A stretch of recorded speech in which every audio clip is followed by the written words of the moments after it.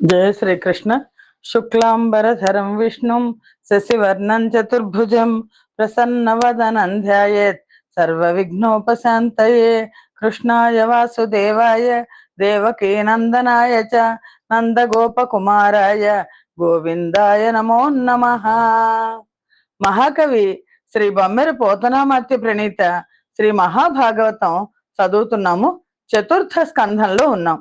నైమిసారణ్యంలో సౌనకాది మహర్షులకు సూత మహర్షి భాగవత గాథను తెలియజేస్తున్నారు. సుఖ మహర్షి పరీక్షన్ మహారాజుకు భాగవత గాథలను తెలియజేస్తున్నారు. విదురుడు తీర్థయాత్రలు చేసిన తర్వాత మైత్రేయ మహర్షి దగ్గరికి వెళ్ళి అక్కడ నారాయణ సంబంధమైన భాగవత గాథలను వినడం ప్రారంభించారు. మైత్రేయ మహర్షి విదురునకు పృథు చక్రవర్తి యొక్క జీవిత గాథను వినిపించారు. అలా వినిపించి మైత్రేయ మహాముని విదురుడికి ఈ గాథను వినిపిస్తున్నప్పుడు విదురుడు మళ్ళా తిరిగి ఇలా అన్నాడు: సమస్త గుణాలతో వ్యాపించినది, నిర్దోషము, సజ్జనుల మన్ననలను పొందింది ఆయన పృథు చక్రవర్తి కీర్తిని తేటతెల్లం చేయగలిగిన మైత్రేయుడిని చూసి మహాభాగవతుడైన విదురుడు ఇలా అన్నాడు. అప్పటికే మైత్రేయ మహర్షి పృథు చక్రవర్తి యొక్క జనన వృత్తాంతము, పరిపాలన, అలాగే అశ్వమేధ యాగాలు చేయడం, ఇంద్రుడు యాగాస్వాన్ని బంధించడం, తిరిగి ఇంద్రుడిని జయించి యాగస్వాన్ని తీసుకురావడం, అన్ని సంగతులను కూడా మైత్రేయ మహర్షి చెప్పారు.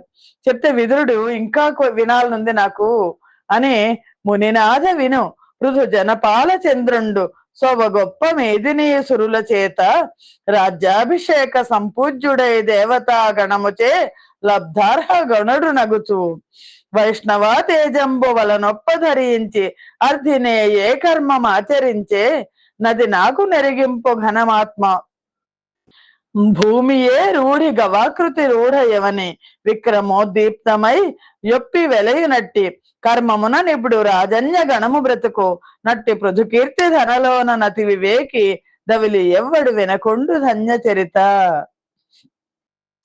విదురుడు అడుగుతున్నాడు: ఓ మున్నాథ, ఓ మైత్రేయ మహర్షి విను. రాజచంద్రుడైన పృథు చక్రవర్తి భూసురుల చేత, బ్రాహ్మణుల చేత రాజ్యాభిషిక్తుడు అయ్యాడు కదా. దేవతల చేత యోగ్యమైన వరాలన్నీ పొందాడు, సద్గుణాలను పొందాడు, వైష్ణవ తేజాన్ని ధరించాడు. ఇంకా అతను ఇంకేమేం పనులు చేశాడు? ఓ పుణ్యాత్మ, అవన్నీ నాకు తెలియచెప్పాల్సింది. గోరూపధారిణైన భూమత అతని పరాక్రమం చేతే కదా ప్రకాశిస్తోంది. ఆ పృథు చక్రవర్తి చేతల వల్లే కదా ఇప్పుడు రాజులందరూ బతుకుతున్నారు. అటువంటి గొప్ప కీర్తి గల పృథు చక్రవర్తి చరిత్రను వివేకైన వాడు వినకుండా ఉండలేడు కదా అని విదురుడు అడిగాడు. అని నావుడి విని మైత్రేయుండ విదురుని చూచి పలికెనతి వినయమునన్ భావన చరిత్రుడు పృథుడు ధరావర నుతుడలగు యసుడు ప్రమదంబలరన్ అని పలికేసరికి మైత్రేయ మహర్షి విదురుని చూసి ఇలా అన్నాడు: పావన చరిత్రుడు, ప్రభువుల ప్రశంసలు పొందినవాడు, సాటి లేని కీర్తిని గడించినవాడు అయిన పృథు చక్రవర్తి ఆయన చాలా సంతోషంతో పరిపాలించాడు. రంగదుత్తుంగ తరంగ గంగా యమున మధ్యమందునున్నతి వసించి కైకొని ప్రారబ్ధ కర్మ క్షయార్థమై అఖిల పుణ్యంబులాన్ అనుభవించుతును సర్వదేశంబులను తన యజ్ఞయ ప్రతిహత సత్ప్రతాపమున జల్లబూని సప్త ద్వీపములకు తానొక్కండ వైష్ణవ భూసురావళికి దక్కుగలిగిన ప్రజకెల్ల దండధరుని బోలి వర్తించుచును కొంతకాలమరుగా దవిలి ఒకనాడు దీర్ఘ సత్రంబుసేయ నర్ధి గైకొని దీక్షితుండయ్యనందు అని ఆ పృథు చక్రవర్తి చాలా చక్కగా పరిపాలిస్తున్నాడు. ఉత్తుంగ తరంగాలు పొరలే ఆ గంగా యమునల మధ్య నడుమ ఉన్న మధ్యప్రదేశంలో మహోన్నతంగా విరాజిల్లాడు. ప్రారబ్ధ కర్మ క్షయమైపోయేట్లు అఖిల పుణ్యాలను అనుభవిస్తూ అప్రతిహతమైన ప్రభావంతో సమస్త దేశాలలో తన ఆజ్ఞను చెల్లించుకుంటూ సత్ప్రవర్తన కలిగి సజ్జనులు భక్తులకు తప్ప మిగిలిన వాళ్ళందరికీ కూడా యముడిలాగా పరిపాలించాడు. సప్త ద్వీప పర్యంతమైన భూమండలానికి తనొక్కడే రాజై వర్తించాడు. కానీ కొంతకాలానికి ఒక చాలా పెద్ద దీర్ఘ సత్రయాగం, అంటే కొన్నేళ్లు పడుతుంది ఆ యాగం చేయాలన్న సంకల్పం కలిగింది. ఒకరోజు యాగ దీక్ష వహించాడు. యాగదీక్ష వహించి ప్రజలందరూ కూడా వచ్చారు యాగదీక్ష వహిస్తే. రాజ ఋషి, దేవ ఋషి, పితృ బ్రహ్మ ఋషులు జనవరుని చేత విహిత పూజనములుంది సమధి కైశ్వర్యగతినున్న సమయమునను దిర శుభాకారుడా రాజశేఖరుండు. ఆ పృథు చక్రవర్తి చేసే ఆ దీర్ఘ సత్రయాగంలో అందరూ వచ్చారు. ఆ వచ్చిన వాళ్ళందరూ కూడా యాగాన్ని చూసి చాలా సంతోషించారు. అందులో రాజర్షులు, దేవర్షులు, బ్రహ్మర్షులు, పితృదేవతలు రాజు చేత శాస్త్రోక్త విధానంలో పూజలను పొందారు. శాశ్వత శుభాలకు ఆకారమైన ఆ పృథు చక్రవర్తి ఆ సమయంలో మహావైభవంతో ప్రకాశించాడు. ఎలా ఉన్నాడు ఆ పృథు చక్రవర్తి అన్నది మైత్రేయ మహర్షి చెప్తున్నాడు. పృథు చక్రవర్తిని శారీరకంగా కూడా వర్ణిస్తున్నాడు మైత్రేయ మహర్షి. ఉన్నతోన్నతుడు, సముత్తంగ భుజుడు, సన్మహనీయతర శోభమానముఖుడు, జారు సంపుల్ల కంజారు నేక్షణుడు, సునాసాపుటుండు, మందస్మితుండు, వక్ర సూక్ష్మ స్నిగ్ధ వర నీలకేశుండు, గమనీయ రుచి కంబు కంధరుండు, శుభగ విశాల వక్షుండును, ద్రివళి శోభిత మధ్య భాగుండు, మృదుని తంబ మండలుండు, నావర్త సమాన నాభి వివరుండును, గాంచన స్తంభ విలస దూరు రాజితుండును, నరుణ చరణుడును, ధృత నవ దుకూలోత్తరీయుడున్నత యశుండు. పృథు చక్రవర్తి ఎలా ఉన్నాడు అన్నది మైత్రేయ మహర్షి వర్ణిస్తున్నారు. ఈ పృథు చక్రవర్తి మిక్కిలి పొడగరి, చాలా పొడుగు, ఎగుభుజాలు కలిగిన వాడు, మహత్తరమైన శోభతో ప్రకాశించే ముఖం గలవాడు, విచ్చిన పద్మదళాల లాంటి కళ్ళల్లో ఎర్ర జీరలు కలవాడు, చక్కని ముక్కుపుటాలతో ఉన్నవాడు, మందస్మితుడైన వాడు, వంపులు తీరిన పలుచటి నిగనిగలాడి నల్లని కేశాలు కలవాడు, శంఖంలాగా అందమైన మెడ గలవాడు, విశాలమైన వక్షస్థలం కలవాడు, పొట్ట మీద 3 ముడతలు వచ్చేట, ప్రకాశించే నడుము గలవాడు, సన్న నడుము, స్థూలమైన గుండ్రని పిరుదులు కలవాడు, సుడి తిరిగిన బొడ్డు కలవాడు, కొత్త పట్టు వస్త్రాన్ని ఉత్తరీయంగా ధరించిన వాడు, గొప్ప యశస్సు కలవాడు. పృథు చక్రవర్తి యాగదీక్షను వహించడం చేత మొత్తం ఆభరణాలన్నీ వదిలేశాడు. భూషణాలను వదిలేసి శరీర సౌందర్యం కనిపించేలాగా కృష్ణా దినాన్ని ధరించాడు. అయినప్పటికీ కూడా శ్రీమంతుడై వెలుగుతున్నాడు. దర్భలు చేత్తో పట్టుకుని చల్లని చూపులతో తారల మధ్య విలసిల్లే చంద్రుళ్లాగా సభ మధ్యలో సకల జనాహ్లాదకరుడై లేచి నిలబడ్డాడు. అంటే అక్కడ ఉన్న సభాసదులందరికీ ఏదో చెప్పాలని కోరుకుంటున్నాడు. సదస్సులోని జనానికి సంతోషం కలిగించేవి, చమత్కార భరితమైన చిత్రపదాలతో ప్రసన్నము, పరిశుద్ధములైనవి, గంభీర అర్థాన్ని పొదవుకున్నవి, తడబాటు లేనివి అయిన పదాలతో ఇలా భాషించాడు ఆయన. ఆయన అక్కడ ఉన్న జనాలందరికీ కూడా తన ప్రజలకు చెప్పడం మొదలెట్టాడు. ఎంతో చక్కగా చెప్తున్నాడు. మంచి చమత్కార భరితమైన పదాలతో చెప్పాట. అందరూ కూడా ఆకర్షించేట్టు చెప్పాడు చాలా బాగా. వినుడి సభ్యులు ధర్మము ననయము నెరుగంగ గోరు నట్టి జనుడు దాదన తలపున గల వ్యర్థము జను నెరిగింపగ ధీర సత్పురుషులకు. సభ్యులారు వినండి, ధర్మాన్ని తెలియగోరేవాడు తన మదిలోని భావాన్ని ధీరులైన సత్పురుషులకు తెలియజేయడం తగిన పని. అందుకని నేను ఇప్పుడు నా మనసులో ఏముందో నేను మీకందరికీ చెప్తాను, వినండి అని చెప్తున్నాడు. ఏను నీ లోక వితానంబు నెల్లను శాసించి భూ ప్రజా సంతతులను దత్త ద్విహిత వృత్తి దానంబులను చేసి రక్షింప వివిధ మర్యాద తప్పి పోకుండా నిలుపుటకై కమలజు చే నియోగించబడితి నిట్లొనరియుండ నట్టి ప్రజా పాలనా జనుష్ఠాన వశంబున బ్రాక్కర్మ సాక్షి ఈసుడెట్టి వానికి సంతుష్టి నెసగుచుండు నట్టి వానికి నే లోకమండ్రు బుధులు కామ దుఘములునైన లోకములు నాకు సరవి గలుగు ననుష్ఠాన పరుడనగుట అని పరమాత్మ గురించి చెప్తున్నాడు. ఇక్కడ తనని గురించి తను చెప్పుకుంటున్నాడు. తర్వాత ఎందుకు ఈ స్థాయి వచ్చింది అన్నది కూడా చెప్తున్నాడు. నేను ఈ లోకాలన్నిటినీ శాసించి భూమండలంలో ప్రజలందరికీ ఎవరికి తగిన వృత్తులను వాళ్ళకి కల్పించి రక్షిస్తున్నాను కదా. ప్రజలు హద్దు దాటిపోకుండా ధర్మాన్ని కాపాడడం కోసం బ్రహ్మదేవుని చేత నేను నియమించబడ్డాను.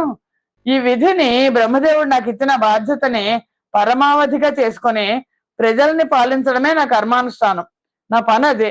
ధర్మబద్ధంగా పరిపాలించే వాడికి కర్మసాక్షి అయిన భగవంతుడు సంతోషాన్ని కలుగజేస్తాడు. అలాంటి వాటికి ధర్మబద్ధంగా పరిపాలించే వాడికి ఏ లోకాన్ని అనుగ్రహిస్తాడని ఋషులు చెప్తారో అలాంటి లోకాలను నాకు వస్తుంది, ఎందుకంటే నేను అనుష్ఠాన పరుణుడి కదా, అందుకని నాకు అలాంటి లోకాలు లభిస్తాయి అని చెప్పి లభించుగాక అని. ప్రజలను ధర్మ మార్గాన్ని పరిపాలించకపోతే కేవలం ప్రయోజనాపేక్షతో పన్నుల్ని వసూలు చేస్తే ఆ ప్రజల పాపం రాజుకు సంప్రాప్తిస్తుంది. ప్రజల దగ్గర పన్నులు వసూలు చేసినందుకు రాజుకు ప్రజలు చేసే పాపాల్లో కొంత రాజుకు వెళ్ళిపోతుంది. రాజు తేజోవిహీనుడు అయిపోతాడు. రాజు ప్రజలు పాపాలు చేస్తే రాజు భ్రష్టుడు అయిపోతాడు. కాబట్టి ప్రజలు రాజు హితాన్ని కోరి తమ ప్రయోజనం కోసం అసూయ రహితులై వాసుదేవుడికి సర్వం సమర్పిస్తున్నాము అన్న బుద్ధితో సర్వం శ్రీ కృష్ణార్పణమస్తు అనుకుంటూ ధర్మాన్ని సదా ఆచరించాలి అని ప్రజలకి చెప్తున్నాడు. మీరు నన్ను పుణ్యాత్ముని చేయాలంటే మీరందరూ పుణ్యాత్ములుగా ఉండాలి అని, ఇలా ధర్మాన్ని ఆచరించడమే మీరు నన్ను అనుగ్రహించడంగా భావిస్తాను నేను. అంతేకాకుండా పితృ సమానులు దేవర్షి తుల్యులు అయిన మీరు ఆమోదించి కర్తను శాసించవాడనో పాలించవాడనైనా నాకు పరలోకంలో ఏ ఫలాలు కలుగుతాయో ఆ ఫలాలకు తగిన సత్కర్మను చెయ్యండి. మీరు మంచి పుణ్యాత్ములైతే నాకు పుణ్యం వస్తుంది, ఇలా మీరు పాపాత్ములైతే నాకు పాపం వస్తుంది. కాబట్టి మీరందరూ ఆ పరమాత్మ మీద దృష్టి పెట్టి సత్కర్మం చెయ్యండి. అలా మీరు చేసినట్లయితే నేను సంతోషిస్తాను అని రాజు పృథు చక్రవర్తి అన్నాడు. అలా అనేసరికి ఆ సభ్యులందరూ కూడా రాజేంద్రుడైన పృథు చక్రవర్తితో ఇలా అన్నారు, ఏంటి, ఎవరికి ఇవ్వాలి? మేము ఎవరిని ఆశించి ఎవరిని ఆశ్రయించి మా కర్మలు చెయ్యాలి అని. జననాయక ప్రజలిరవొందిన ధర్మములెల్ల వాసుదేవార్పణ బుద్ధిని చేయవలయనంటివే అనయంబును వాసుదేవుడు అనగలడే మహిన్. ఎవరు? ఓ రాజా, ఓ మహారాజా, ప్రజలు ఆచరించాల్సిన ధర్మాలన్నిటినీ వాసుదేవ అర్పణ బుద్ధితో చెయ్యాలి అని చెప్తున్నావు. ఈ భూమి మీద ఆ వాసుదేవుడు అనేవాడు ఉన్నాడా అంటే, అసలు ఉన్నాడా దేవుడు అని అడుగుతున్నారు వాళ్ళు. అంటే ఆ నవిని వారికి మనుజేసుడను నర్హతములార వినుడయ్య కవిలు మీరు యజ్ఞాధిపతి అయిన అఖిలేశ్వరుడు కొన్ని మతములా గలడు ధీమంతులారా. అట్లైన మీరలో నందుకు విప్రతిపత్తి కల్గుట నుపపన్న మరయ గాదంటిరేనియా ఘనుని చే రచితమై కాంతి మంతమ్మగు జగముగాన గానబడుచున్నది. ఇట్టి ప్రపంచ రచిత కర్మ వైచిత్రమమ్మేటి కలగకున్న నమర నది తదుక్తులుపన్నములుగావు కానన వాసుదేవుండు గలడు. మరియు అసలు దేవుడు అనేవాడు ఉన్నాడా అనే ప్రశ్న వచ్చింది వాళ్ళకి. ఆ ప్రశ్నకు పృథు చక్రవర్తి ఇలా సమాధానం చెప్పారు, పరమయోగ్యులైన సభాసదులారా, యజ్ఞాధిపతి అయిన సర్వేశ్వరుడు ఉన్నాడు అంటే, ఇది అక్కడ ప్రజలు అడిగారా లేదా అంటే, పృథు చక్రవర్తి అని వాళ్ళు అడిగిన ప్రశ్నకి పృథు చక్రవర్తి చెప్పిన సమాధానాన్ని మైత్రేయ మహర్షి చెప్పడం ద్వారా ఈ భాగవత గాథ మన దాకా వచ్చింది. ఎవరికైనా ఇలాంటి అనుమానాలు ఉంటే ఇక్కడ చక్కగా సమాధానం కనిపిస్తోంది. పరమయోగ్యులైన సభాసదులారా, యజ్ఞాధిపతి అయిన సర్వేశ్వరుడు ఉన్నాడు. మీరు లేడు అని అనుకున్నా అనుకోండి, అందుకు అంగీకరించకపోతే మరి ఆ మహాత్ముని చేత సృష్టించబడిన ఈ లోకం అంతా మన కళ్ళ ముందు కాంతియుతంగా కనిపిస్తోంది కదా. ఆ వాసుదేవుడే లేకుంటే ఈ ప్రపంచం చేత సృష్టించబడిన కర్మ వైచిత్రి ఎలా సాధ్యం అవుతుంది? కాబట్టి వాసుదేవుడైన పరమాత్ముడు ఉన్నాడు అని చెప్పి, ఈ సృష్టి వైచిత్రకి కర్త అయిన ఈశ్వరుడు లేడు అని అనుకుంటే మరి ఎలా జగత్తు సృష్టించబడింది? కర్మాధీనతో, అదేదో సహజంగా, చాలా సహజంగా సృష్టించబడింది అని కనుక మీరు భావిస్తే పూని ప్రియవ్రతోత్న పాద ధ్రువ మనుల కస్మత్ పితామహుడనంగ దగునంగమేదినే ధవునకు మరియును వినుతికెక్కిన పృథివీ పతులకును పద్మవ సంభవ భవ ప్రహ్లాద బలిచక్రవర్తి ప్రముఖ భాగవతుల కర్ధి వర్గ సుస్వర్గాపవర్గంబులకు ననుగత కారణుండన ఘనతకెక్కి హీనులకు మృత్యు దౌహిత్రుడైన వేన ముఖ దురాత్ములు ధర్మ విమోహితులను దక్కిన వారికి దా ప్రసన్న వరదురయిచ్చునభిమత వళులనతడు. అంటే అసలు దేవుడు ఉన్నాడా లేదా అనంటే ఋషి చక్రవర్తి చెప్తున్నాడు, ప్రియవ్రతుడు ఉన్నాడు, ఉత్తానపాదుడు ఉన్నాడు, ధ్రువుడు ఉన్నాడు, మనువు ఉన్నాడు, వీళ్ళందరితో పాటు మా తాతగారైన అంగభూపతి ఉన్నాడు, అంగుడు. ఆయన వీళ్ళందరికీ కూడా, అలాగే ఇంకా భూమి మీద ఉన్న ప్రసిద్ధి చెందిన రాజులకు, శివుడు, బ్రహ్మ, ప్రహ్లాదుడు, బలిచక్రవర్తి మొదలైన భాగవతులకు ప్రసన్నుడై వారు కోరిన వరములను అన్నిటినీ అనుగ్రహించాడు. ఆ శ్రీమన్నారాయణుడు స్వర్గాన్ని మోక్షాన్ని అనుగ్రహించేవాడుగా ప్రసిద్ధికెక్కాడు. మృత్యుదేవతకు మనుమడైన వేణుని వంటి దుర్మార్గులు ధర్మహీనులైన వారి సంగతి మినహాయించి తక్కిన వారికి వారు కోరిన కోరికలన్నీ తీర్చే ప్రసన్న వరదుడు కదా పరమాత్మ. ఇలాంటి విద్వాంసులకు అంటే వాళ్ళందరూ చెప్పింది వినాలి కదా మనం. విద్వాంసులకు కలిగిన అనుభవాన్ని బట్టి లోకాలకు హితాన్ని కూర్చే పరమాత్మే లేడు అనడం సమంజసం కాదు అని ఇలా అంటున్నాడు పృథ్వచక్రవర్తి. భూరి తపోభిరామ ముని పూజనమెవ్వని పాద పద్మ సేవారతి వృద్ధి పొంది అనివారణ పూర్వ భవానుసార సంసార మహోగ్రతాపము వృషంబుగా బాపగ నోపు తత్పదాంభోరుహజాత దేవనది బోలి యశేష మనోఘహారియై.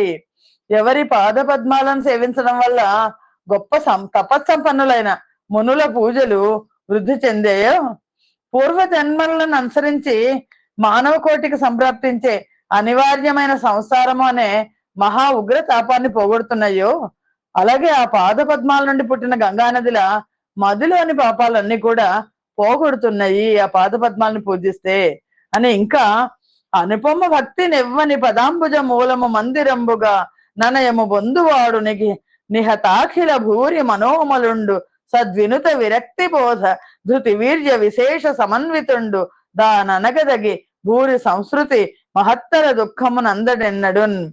ఎవరైతే సాటిలేని భక్తితో శ్రీమన్నారాయణ్ణి పాదపద్మాలను మందిరంగా చేసుకొని ఆరాధిస్తారో వారి మనోమాలిన్యాలన్నీ తొలగిపోతాయి. సజ్జనులైతే కీర్తించదగిన వైరాగ్యం, జ్ఞానము, ధైర్యము, శక్తి సామర్థ్యాలు వస్తాయి. వాళ్ళందరూ సంసార దుఃఖాన్ని ఎప్పుడు పొందరు, సంసారం అనే సముద్రాన్ని దాటేస్తారు అని ఆ పరమాత్మ నామ శ్రీమన్నారాయణ భక్తిని పృథుచక్రవర్తి ప్రజల్లో బోధించాడు. నారాయణుండు జగదాధారుండగు నీశ్వరుండు తలపనతనికి రెండు సములు నదికులు ధీరోత్తముడు అతడు నద్వితీయుండగుటన్. నీ జగత్తుకు ఆధారమైన ఈశ్వరుడు నారాయణుడే. ఆలోచిస్తే ఆ దైవంతో సమానమైన వాళ్ళు కానీ అతని కంటే అధికులైన వాళ్ళు కానీ ఎవరు లేరు. ఆ శ్రీమన్నారాయణుడే ధీరుల్లోకెల్లా ఉత్తముడు, తనకన్నా అనన్యమైనది ఏమీ లేని అద్వితీయుడు అని. అంతేకాకుండా కర్మవశంబునన్ జగము గల్గును హెచ్చు నడంగునన్నతో గర్మము బుద్ధి చూడజడ కార్యము గాని ప్రపంచ కల్మనా కర్మము నందు గర్త ఎనగా విలసెల్లగజాలది జగత్కర్తక కర్మక కార్యకారణము గావునని ఈశుడు విష్ణుడారయన్. కర్మవశంతో అదేదో సహజంగా జరిగిపోతుంది అని అనుకుంటే, కర్మవశం చేతనే ఈ జగత్తు పుట్టి వృద్ధి చెంది నశిస్తోందని భావిస్తే అసలు కర్మ అనేది జడ పదార్థం. సృష్టి నిర్మాణ కార్యంలో కర్తృత్వాన్ని అది వహించలేదు. జగత్కర్తకు కార్యకారణాలు రెండు కూడా ఈశ్వరుడైన ఆ పరమాత్మే, ఆ మహావిష్ణువే. కాబట్టి మీరు ఆ వాసుదేవుణ్ణి మీ శక్తికి తగినట్లు కావలసిన ఫలసిద్ధిని నిర్ణయించుకొని ఏం కోరుకోవాలో ముందే అనుకుని సేవించండి. మనోవాకాయ కర్మల్లో నిష్కపటమైన ప్రవర్తన కలిగి స్తుతించడం, నమస్కరించడం, పరిచర్య చేయడం వంటి సేవల ద్వారా కోర్కెలనిచ్చే అతని పాదపద్మాలను సేవించండి. అంతేకాకుండా రూఢిని ఈశ్వరుండు స్వరూపంబు నంచేసి పూని విశుద్ధ విజ్ఞాన ఘనుడు నగుణుండు నైన దానరయని కర్మ మార్గమునందు విరిహ్యాది ద్రవ్యములను శుక్లాది గుణము విస్ఫురదవఘాతాది సత్క్రియలను మంత్ర సంచయంబు సంకల్పమును యాగ సాధ్యమైనట్టి యఖండోపకారంబు ఘన పదార్థ శక్తియు మరి జ్యోతిష్ఠోమ సవన ముఖ్య నామత బహు విశేష గుణతను మెరయు నట్టి అధ్వర రూపమై అఖిల జగము నందు ననిశంబు ప్రఖ్యాతి నందుతుండు అని ఆ పరమాత్మ గురించి చెప్తున్నారు. ఆ ఈశ్వరుడు ఎలా ఉంటాడో తెలుసా? స్వరూపాన్ని బట్టి చూస్తే ఈశ్వరుడు స్వచ్ఛమైన విజ్ఞాన స్వరూపుడు. నిర్గుణుడు అయినప్పటికీ కూడా తన కర్మ మార్గంలో ధాన్యాదుల్లోని తెలుపు మొదలైన గుణాలు, ధాన్యంలో గుణాలు తెలుపు అనేది దంచితేనే వస్తుంది. దంచడం వల్ల బయటపడ్డట్టు మంత్రాల కూర్పులోని సంకల్ప శక్తి ఆ యజ్ఞం చేత సాధించదగింది. ఆ పరమాత్మ నిజంగా ఎలా ఉంటారు అంటే మంత్రాల ద్వారా, కొలవడం ద్వారా, యజ్ఞం ద్వారా తెలుసుకోవచ్చు. అలాంటి నిరంతర సాధన, గొప్ప పదార్థ శక్తి జ్యోతిష్ఠోమం మొదలైన పేర్లతో పిలువబడుతోంది. విశేషమైన గుణాలతో ప్రకాశించే యజ్ఞం దైవ స్వరూపంగా జగమంతా ప్రఖ్యాతిగాంచింది అని చెప్పి ఋషి చక్రవర్తి ఇలా చెప్తున్నారు.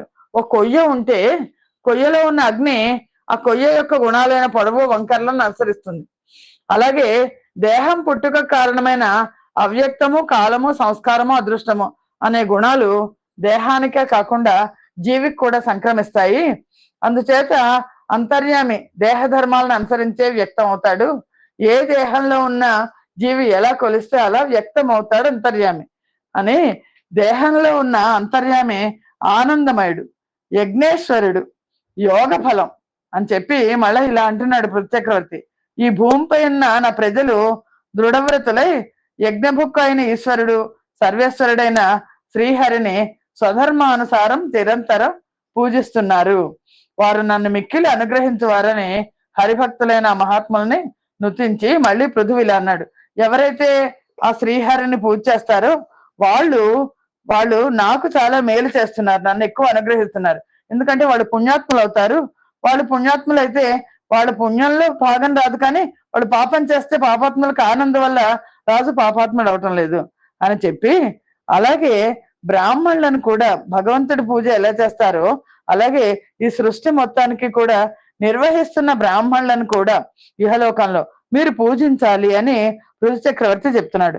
వర సంపద్ విభవ ప్రతాప సుమహైశ్వర్యంబులంబుల్చు నీ ధరణీ నాథుల తేజ మంచిత తపోదాంతి క్షమా విద్యలం గరమొప్పారు ధరాసు పర్వ హరిభక్త శ్రేణులందెప్పుడున్ ధరలోనం ప్రభవింపకొండునని యద్ధాత్రి విభుండిట్లను.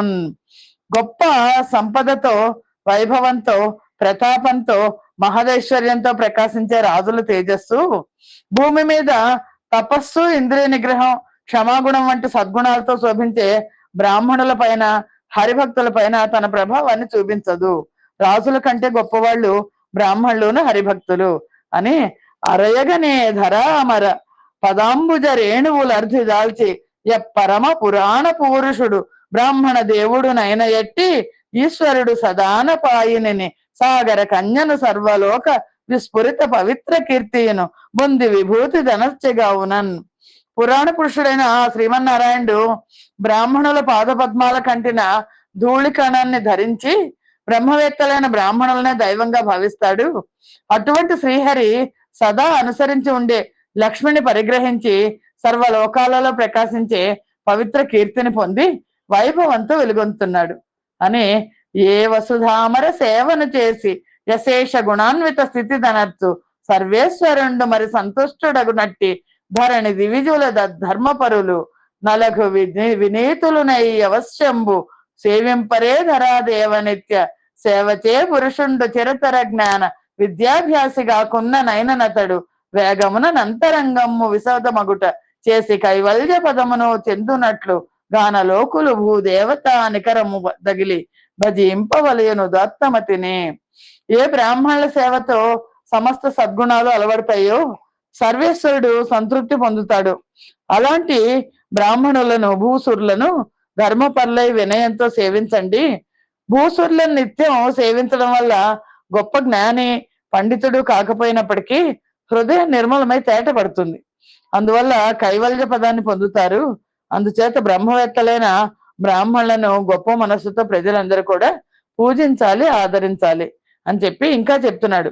విజ్ఞాన ఘనుడన వెలయునీశ్వరుడు తత్వజ్ఞానయుతులైన వారి చేత దీపింపనింద్రాది దేవతోద్దేశంబు నన్ను భూమి సురముఖంబున హుతంబు లఘు హవిస్సుల దృప్తి నందినాగతి నా చేతనమైన యా హుతాసన ముఖంబు వలన వేల్చిన హవిస్సుల చేత దృప్తుండు గాకొండుగావున లోకమందు నగ్ని ముఖమున కంటే ధరామరేంద్ర ముఖము పరిశుద్ధం అత్యంత ముఖ్యమనగా ధనరు నదిగాన భూసురార్చనము సకల జనులు గావింపదగు నార్య జనములారా.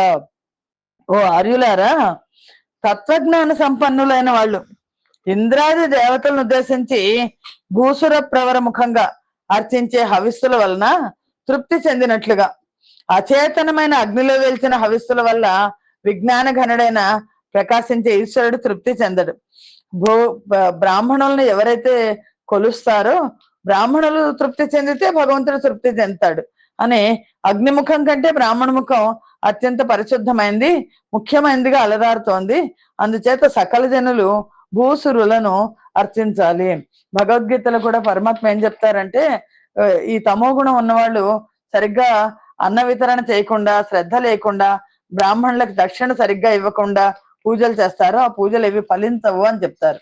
అని అంతేకాకుండా పృథు చక్రవర్తి చెప్తున్నారు, ఏ వేదమందేని విశ్వమెల్లను దర్పణ ప్రతిబింబిత ప్రభూష నివహంబు కైవడి దివిరి ప్రకాశించు నట్టి విరజమును నవ్యయంబు నగుచు సనాతనంబగు వేదమేధర దేవతా జనమను దినము దగిలి మహిత శ్రద్ధాతపో మంగళామౌన సంయమ సమాధుల బలు పారుతుండి అర్ధి సద్విచారులై అధికరింతు రట్టి వారల పదరజం వర్ధిదాల్చు నలుగులకు సర్వ పాపక్షయంబు నఖిల సద్గుణ వాప్తియును నగు జతురులారా.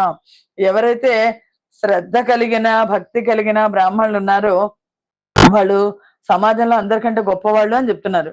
ఈ విశ్వం అంతా కూడా దర్పణంలో ప్రతిబింబించే భూషణ సముదాయం లాగా వేదంలో ప్రతిబింబిస్తోంది.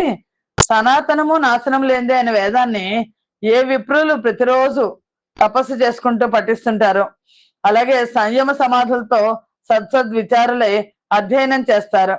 అటువంటి విప్రుల పాదధూళిని ధరించే గొప్ప వాళ్ళకి పాపక్షయం కలిగి సకల సద్గుణాలు లభిస్తాయి అని చెప్పి, కాబట్టి అలాంటి విప్రజనుల పాద సరోజాల కంటిన ధూళిని పృథు చక్రవర్తి చెప్తున్నారు, నేను కూడా కిరీటంలో ధరిస్తాను. బ్రాహ్మణులను సేవించడం వల్ల సమస్త సద్గుణాలు లభిస్తాయి.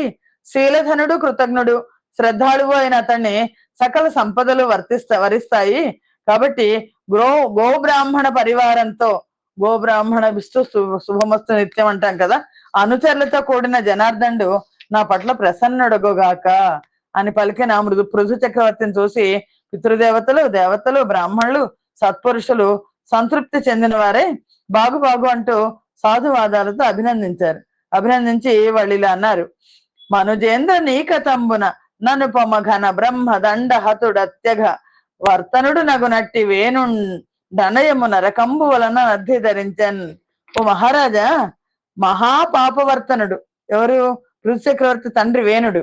బ్రహ్మదండంచే హతుడైన నీ తండ్రి వేణుడు నిన్ను పుత్రుడిగా చేసుకోవడం వల్ల నరకం నుంచి ఉద్ధరించబడ్డాడు. కాబట్టి పుత్రునిలో మూలాన జనకుడు లోకాలను జయిస్తాడు అనే వేదవాక్కు నిజమైంది. అంతేకాదు పురుషవరేణ్య హేమ కసిపుండు రమాలనేసు నిందచే నరకమునందగోరియు గుణజ్ఞుడు భాగవతుండునైన యావర తనయ ప్రభావమున వాసికి నెక్కి విధూత పాపుడై నిరయము పొందడయ్యే నతి నిర్మల కీర్తి ధనర్చగావునన్. అంతేకాదు ఇంకో మనకు ఉదాహరణ ఉంది. ఓ పురుషోత్తమ, శ్రీమన్నారాయణని నిందించిన హిరణ్యకశిపుడు నరకాన్ని పొందాల్సి వచ్చింది. అయినప్పటికీ గుణజ్ఞుడు శ్రేష్ఠుడు అయిన ఆ పుత్రుని ప్రభావంతో పాపాలన్నీ తొలగిపోతే నరకాన్ని పొందకుండా అతి నిర్మలమైన కీర్తితో ప్రకాశించాడు కదా అని పలికి వీరవర్యుండనదగు పృథు చక్రవర్తి నయుతాబ్దంబుల్ ధనరగ జీవింతుగా కని తగన ఆశీర్వదించి అభిమతమొప్పన్ అని పలికి ఆ వీరవర్యుడైన పృథు చక్రవర్తిని శాశ్వత కాలం నువ్వు జీవింతుగాక అని ఆశీర్వదించారు. మళ్ళీ ఇలా అన్నారు, సకల లోకనాథుడైన ఆ నారాయణుడి పట్ల నీకు ఇలాంటి భక్తి కలగడం చేత ఉత్తముల చేత స్తుతించబడ్డవాడై అయ్యావు. సర్వేశ్వరుని పుణ్య కథలను తెలియజేస్తున్నావు. నువ్వు మాకు రాజు అయినందువల్ల మేము మోక్ష ప్రదాత అయిన ముకుందునికి దాసులం అయ్యాము. ప్రజల పట్ల నీ శాసనం, నువ్వు చూపే అనురాగం కరుణామూర్తులైన మహాత్ములకు స్వభావ సిద్ధమే కాబట్టి ఆశ్చర్యం ఏం కాదు. దైవ సంగీతాలైన ప్రారంభ కర్మల చేత జ్ఞానాన్ని కోల్పోయి చీకట్లో తిరిగాడే మాకు మా అజ్ఞానాన్ని నువ్వు తొలగించావు, అజ్ఞానం అనే అంధకారాన్ని తొలగించావు. నీకు మేమందరం నమస్కరిస్తున్నాం. ఏ సర్వేశ్వరుడు బ్రాహ్మణ ధర్మాన్ని ఆశ్రయించి క్షత్రియుల్ని, క్షత్రియ ధర్మాన్ని ఆశ్రయించి బ్రాహ్మణుల్ని, వీళ్ళిద్దరిని ఆశ్రయించి విశ్వాన్ని భరించాడు. విశేషంగా వృద్ధి చెందుతున్న సత్వగుణ సంపన్నుడు, సర్వస్వరూపుడు, మహాపురుషుడు అయిన ఆ ఈశ్వరుని అంశ కలిగిన వాడు అన్న భావనతో మేము నీకు పృథు చక్రవర్తికి మేము నమస్కరిస్తున్నాము అని ఆ సభాసదులందరూ కూడా చెప్పారు. అలా చెప్పినప్పుడు అక్కడ పృథు చక్రవర్తి వద్దకు సనక సనందనాదుల మహర్షులు వచ్చారు. ఈ అంశాన్ని మనం తర్వాత సంచికలో చూద్దాం. స్వస్తి ప్రజాభ్య పరిపాలయంతాం న్యాయేన మార్గేణ మహిమహేషాః గోబ్రాహ్మణేభ్యः శుభమస్తు నిత్యం లోకాः సమస్తాः సుఖినో భవంతు. సర్వం శ్రీకృష్ణార్పణమస్తు. యదక్షర పదభ్రష్టం మాత్రాహీనంతే యద్భవేత్ తత్సర్వం క్షమ్యతాం దేవ. నారాయణ నమోస్తుతే. శ్రీమన్నారాయణ నమోస్తుతే. జయ శ్రీకృష్ణ.